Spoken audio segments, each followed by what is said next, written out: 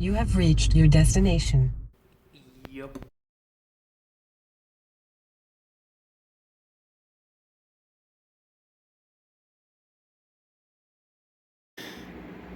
Okay, today is tank day, part two. Actually, um,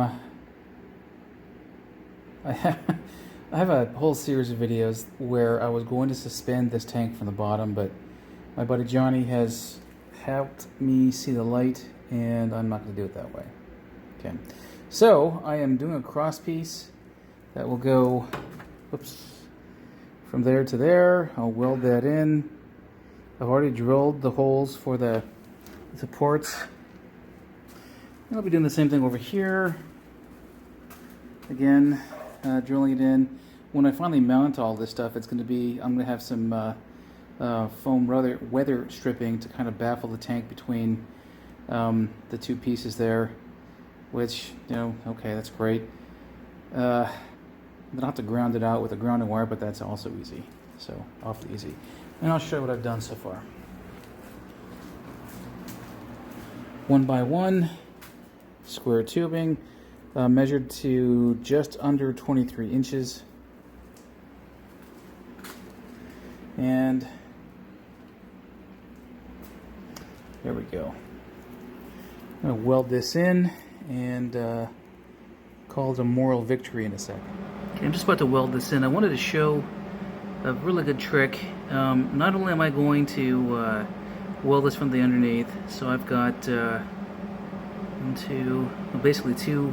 three welds, but I'm doing a what I'd call a not a butt weld. Shit, I don't know. You drill two holes and then or more if you want, and then you weld in those things so that you've got really good penetration on many parts of your thing here. Okay, I'm going to weld this up and show you in a second how it looks.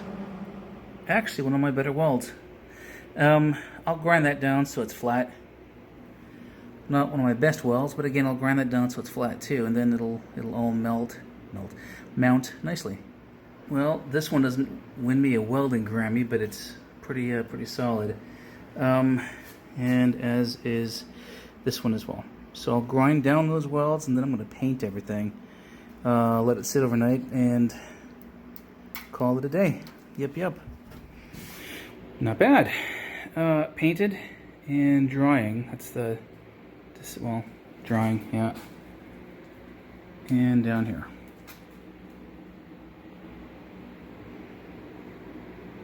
As well as here, I painted over some damn fiberglass. I'll have to knock that off and repaint. Not that anyone's going to see it, but you know, I'll know. And I did the inside lip as well. So all of this is nice and waterproof. I guess as waterproof as it's going to get. Maybe I ought to put a drain hole in there. I don't know. Maybe.